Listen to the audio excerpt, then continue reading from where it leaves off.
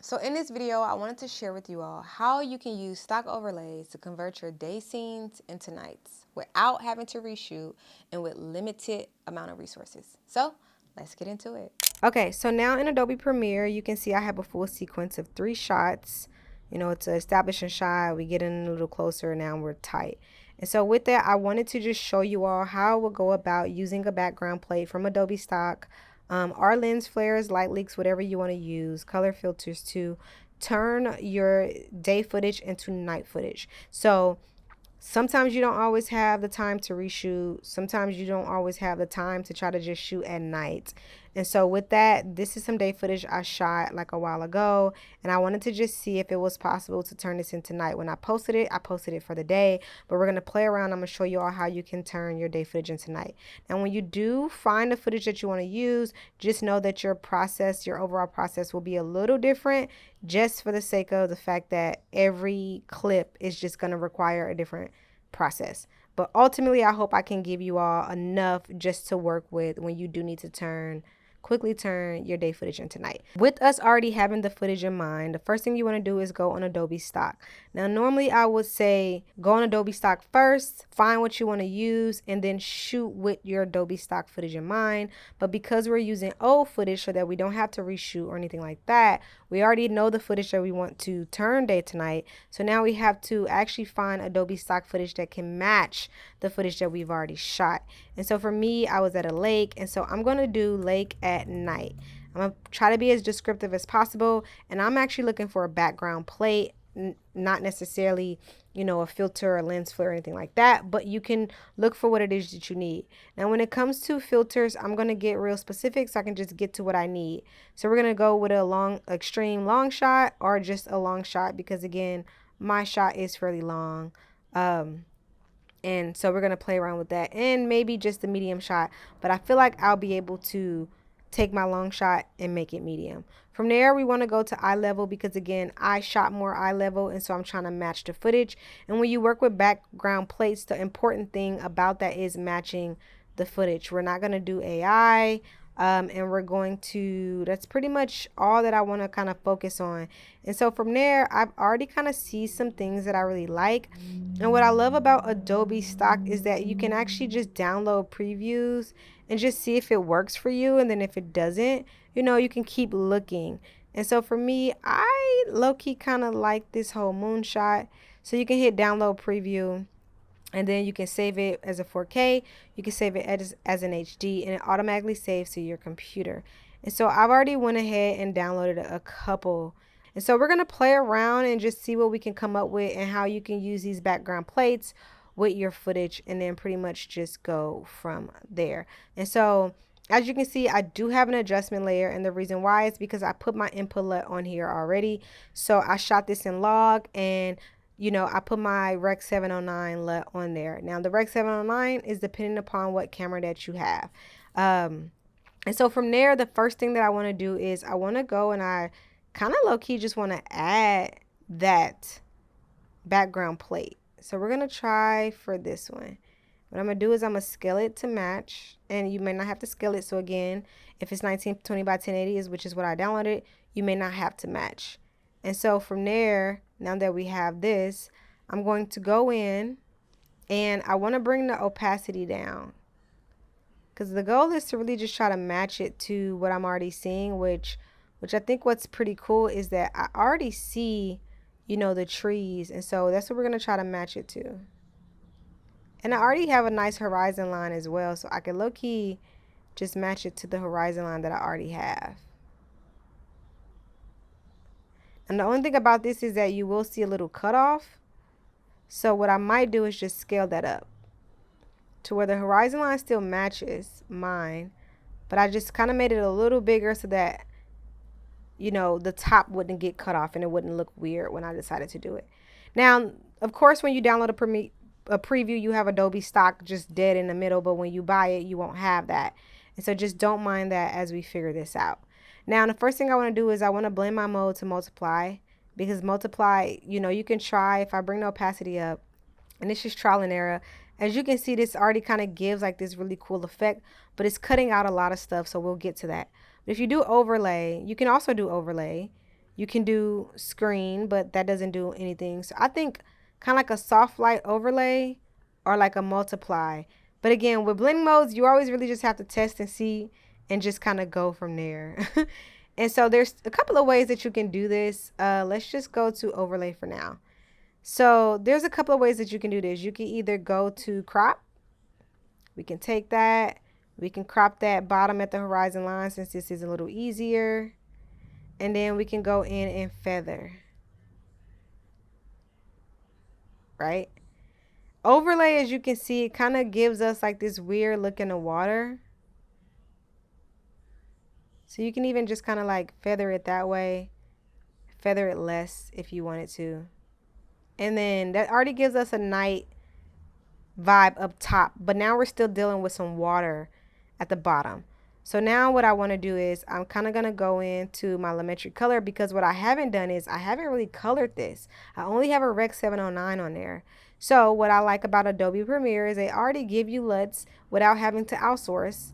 It's already some nice LUTs already in here for you to use. I want to turn this from day to night, so I am going to use the blue day for night. Now, as you can see, this blue is not what we're going for at all. And it is just a mixture from that Rec 709 LUT as well, because without the Rec 709, this is what it looks like. So what I like to do is make my LUTs feel like it's actually a part of the scene. So I usually try to go down to at least 50%, if not 25%. Sometimes 25 isn't enough. So right now we'll start at 50. This isn't the blue that I feel like is natural. So what I'm going to do is I'm going to go to hue versus hue. And I like to go for more of like a tealish blue. This gave me more of a purplish blue. So I'm going to bring it up and just go for more of like that tealish blue. And then with that, I'm going to bring my saturation down just a little. Okay.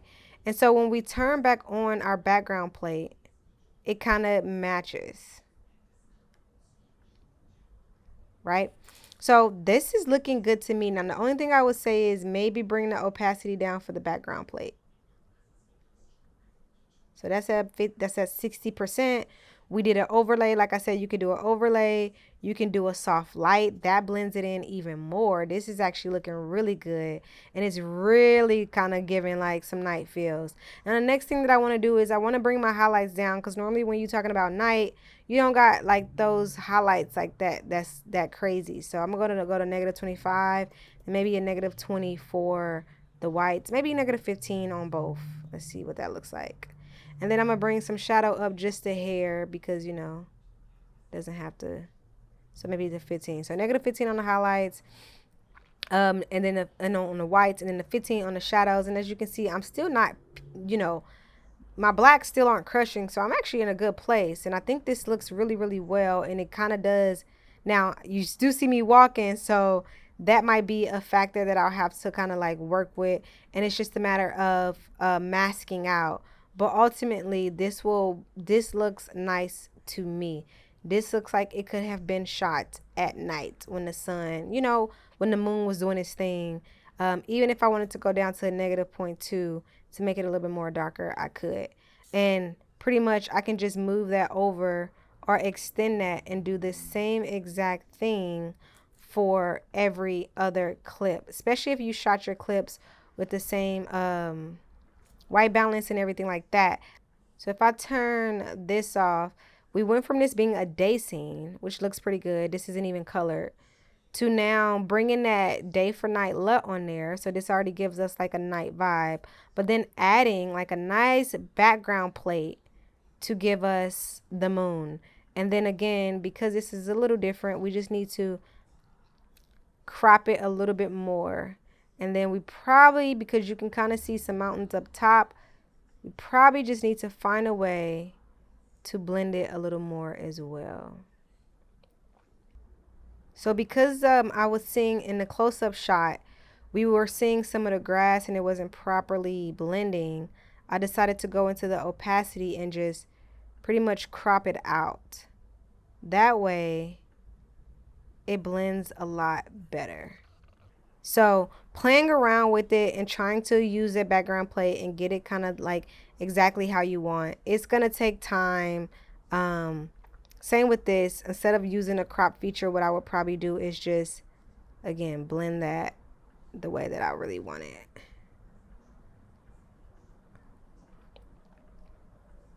And only keep what I want. So you can decide what works better. If the crop feature works better for you, use the crop feature. If the opacity feature works better for you, then use that. But it really is playing and seeing what's going to work for you. But originally we didn't even have a moon. This is like ultimately the overall clip, and we were able to really just add in the moon, and then just finding ways to, you know, kind of make sure that we only have in what we want to have in. So this looks really, really good to me. And I think this looks like a nice day for night. And the last thing will most likely pretty much be that first shot. And again, this will be something that it doesn't extend wholly. So let's see. Maybe what we do is we just kind of crop it from there and we have our full sequence going. Now this is going to be a little different because clearly it's just peeking through the trees. So what we're going to do is we're going to copy. We're just going to paste for the sake of time. But now we already kind of have it at this, you know, night feel, and you kind of see me. But now we just need to bring over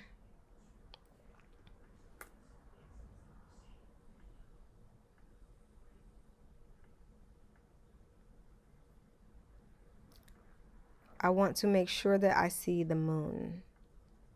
There we go. And it could be peeking through. I'm okay with that. So we're going to peek through. You know, we're going to crop. And then we're going to bring this down to about 60. Boom. Okay. So again, we could use overlay if we want. You can use multiply. I think multiply actually looks a lot better. And as you can see, we see it peeking through. And then what you could do too, if you did want to use crop, I can crop from left to right.